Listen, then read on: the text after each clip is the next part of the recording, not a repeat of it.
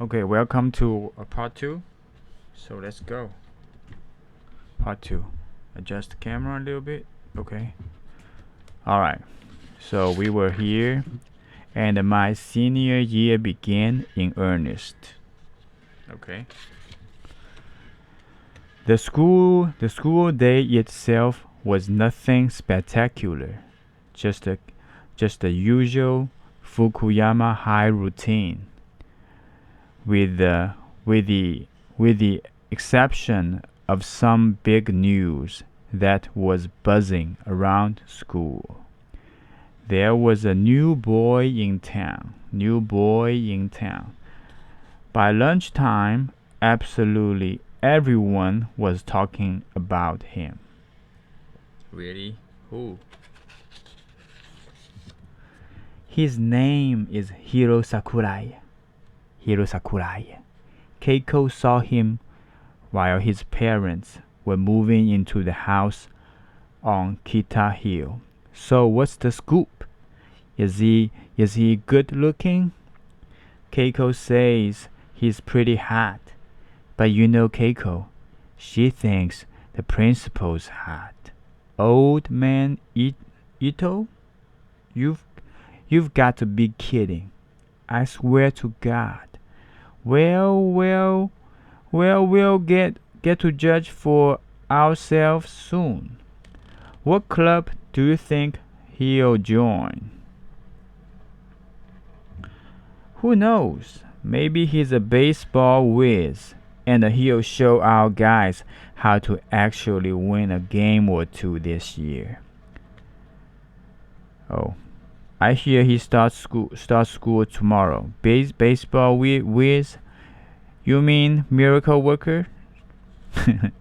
As it turned out, Hiro Sakurai wouldn't join any club at our school.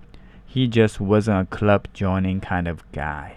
But we had no clue about that at the time. Me, I was a member of the Kyudo Club. Kyudo Club. Later that day, the club met for a few hours later that day, the club met for a few hours of practice. Kyoto requires focused mind. To do it right, you've got to shut yourself off from the outside world. To do it right, you've got to shut yourself off from the outside world. Until there's nothing but you, the arrow, and the target. But sometimes, no matter how hard you try, shut out the world has a way of creeping back in.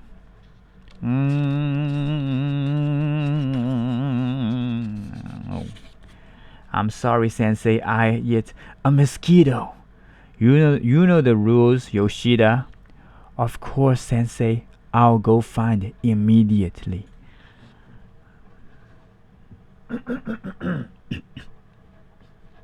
Excuse me. Excuse me. Hang on. You're gonna need these. Trust me. I know from experience. That baby went clear over into Tanaka's rice paddy across the road. Thank you, Sensei. All right, now get going. So there I was, ankle deep in muddy water, praying, praying the arrow had hit, praying, praying the arrow had hit the ground at a 90-degree angle. Really? Okay. I never did find that arrow. I found something, though, or rather, someone. My love. Just kidding. Fukuyama is a very Fukuyama is a very small town. I could tell I was looking at a newcomer, even just seeing him from behind.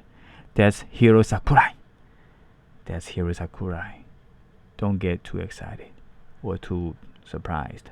It's got to be. There was only one way to find out.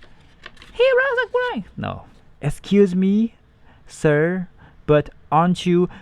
He spun around and stared at me with eyes wide open. There was an awkward pause. A very awkward pause.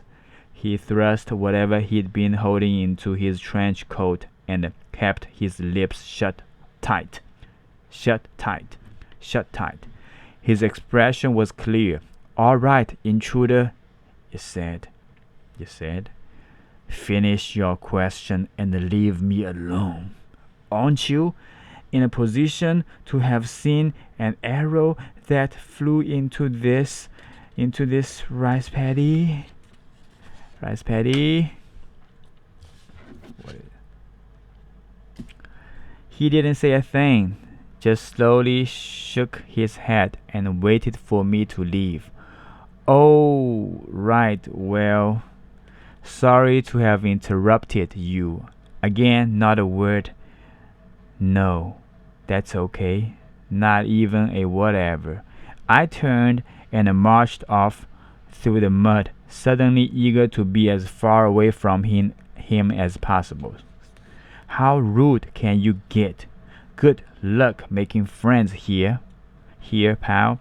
I went back to Kyoto practice, resolving never to talk to the guy again if I could help it. Oh, you can't help it. You have to talk to him. You wanted to talk to him, right? Nah, just kidding. Okay, let's go on. The next morning, Hiro Sakurai made his big debut at Fukuyama High. One by one, groups of students tried to befriend him, and they all came back with the same verdict. He was a cold fish through and through. I had never seen a student care so little about fitting in. It was as if he wanted to be left out. And sure enough, he was. By the end of the week, Hiro Sakurai had systematically frozen himself out of every clique in the whole school. Even the losers wanted nothing to do with him. The girls at lunch quickly reached a consensus on Hiro. What a disappointment! Yeah, a real letdown, and not nearly as hot as Keiko said he was. Then stopped discussing him altogether. So did I, but that doesn't mean I stopped thinking about him. I found myself recalling the look on Hiro's face when I startled him out in the rice paddy. It was as if I'd inadvertently broken through the wall he always kept between himself and others. The look in his eyes, before they had hardened and grew cold, that look told me there was more to Hiro than what he allowed people to see. There was something hidden behind those eyes, something no one knew about. Okay, I'm gonna finish the video here, part 2. See y'all in part 3 maybe.